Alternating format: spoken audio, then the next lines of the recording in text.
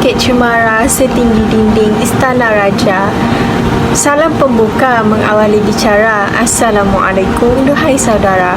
Berdirinya saya dan rakan seperjuangan saya di sini untuk kami membentangkan projek digital kami yang bertajuk Peranan dan Pemikiran Tokoh dalam Memartabatkan Bahasa Melayu bagi kod subjek PNMB 1074 iaitu Sejarah Perkembangan Bahasa Melayu.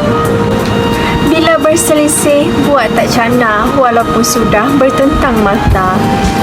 Benarlah sungguh pujangga Cina, jika tak kenal maka tak cinta. Di sini saya ingin memperkenalkan pensyarah saya yang sangat bergaya iaitu Dr. Muhammad Fazil bin Baharudin selaku pensyarah bagi subjek Sejarah Perkembangan Bahasa Melayu dan penasihat untuk kami menjalankan projek digital ini. Seterusnya, ahli kumpulan pula terdiri daripada saya iaitu Nur Farhanah binti Rahim daripada unit PM1. Pohon jambu tidak berduri, tumbuh dekat, bunga melati. Izinkan saya memperkenalkan diri, semoga bisa menyentuh hati. Dan saya, Nur Emiliana binti Sukirti daripada unit PM1. Tokoh yang pertama ialah Abdullah Munshi. Nama sebenar Abdullah Munshi ialah Abdullah bin Abdul Qadir. Beliau lahir di Melaka pada tahun 1796 Masihi dan wafat di Mekah pada tahun 1854 Masihi. Beliau berketurunan India dan Arab. Munshi pernah bekerja sebagai guru, penulis dan penterjemah. Beliau mendapat gelaran Munshi iaitu guru atau pendidik atas kebijaksanaannya telah mengajar pendidikan agama Islam kepada askar-askar Melayu di Melaka. Seterusnya, saya akan bercerita pula tentang tokoh yang kedua iaitu Profesor Emeritus Datuk Dr. Hajah Asmah Haji Omar. Beliau telah dilahirkan pada 5 Mac 1940 di Citra, Kedah. Beliau telah dilahirkan dalam keluarga yang berpendidikan tinggi. Beliau mendapat pendidikan sekolah rendah di Sekolah Melayu Citra, Kedah dan Kampung Baharu Girls School Al-Star. Selepas itu, beliau telah menyambung pendidikan sekolah menengah di Malay's Girls College, Kuala Lumpur dan Sultan Abdul Hamid College Al-Star. Seterusnya, beliau pula melanjutkan sarjana muda dalam Bahasa dan Kesusasteraan Indonesia, Universitas Indonesia Jakarta 1961 dan beliau telah mendapat sarjana dalam Bahasa dan Kesusasteraan Indonesia, Universiti Indonesia Jakarta pada 1963.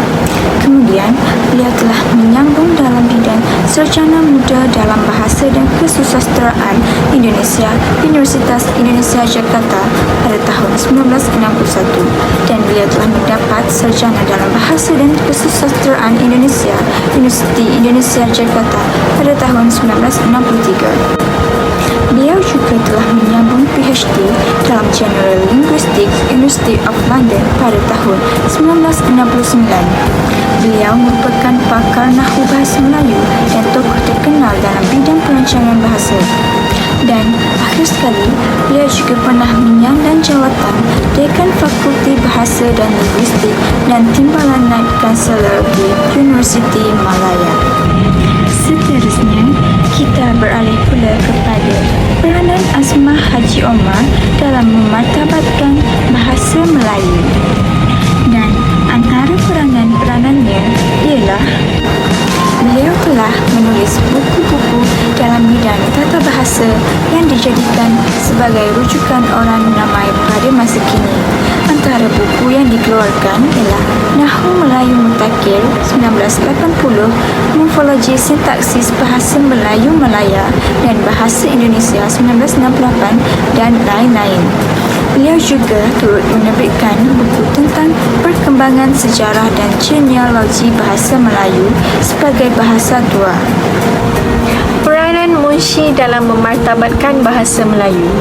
Beliau pernah menjadi jurutulis dan penterjemah ketika Stamford Raffles melawat Melaka.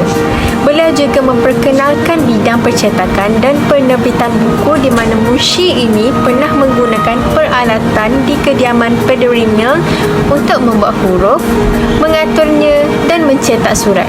Selain itu, beliau juga banyak membina dan menggunakan kosakata baharu.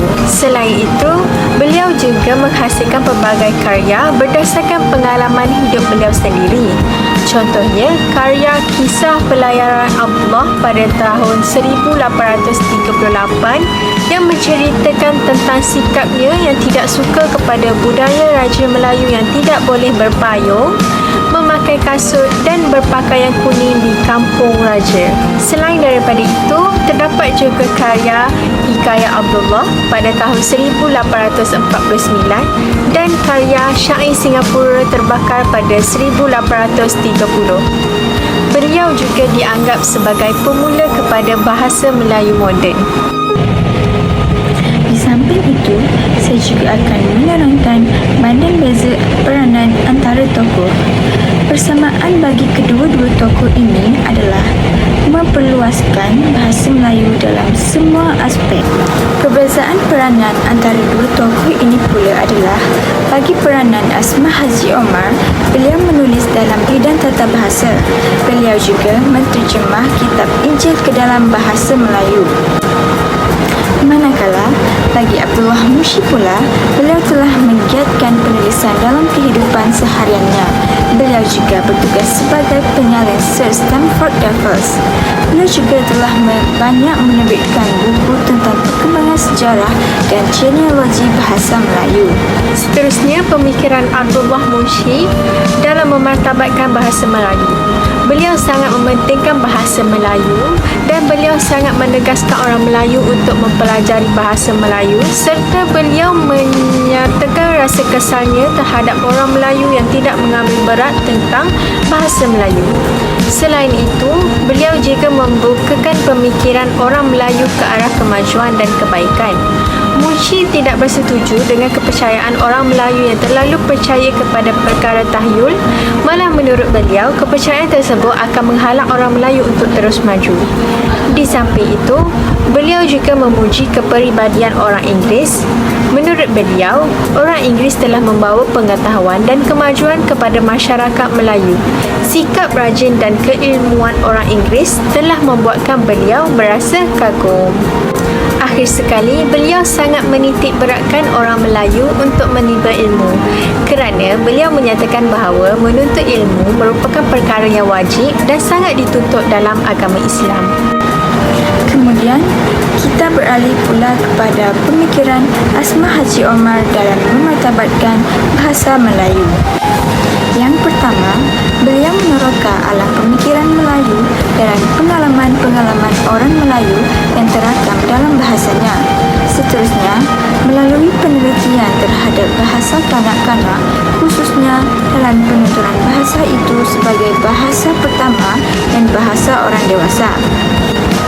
Selain daripada itu, bahasa penemuan beliau terhadap bahasa subjek penyelidikan sesuai dengan sesuatu yang terdapat dalam bahasa lain tetapi terdapat perbezaan, khususnya dalam penguasaan sistem bahasa secara kronologi, iaitu menurut peredaran masa sesuai dengan peningkatan usia kanak-kanak.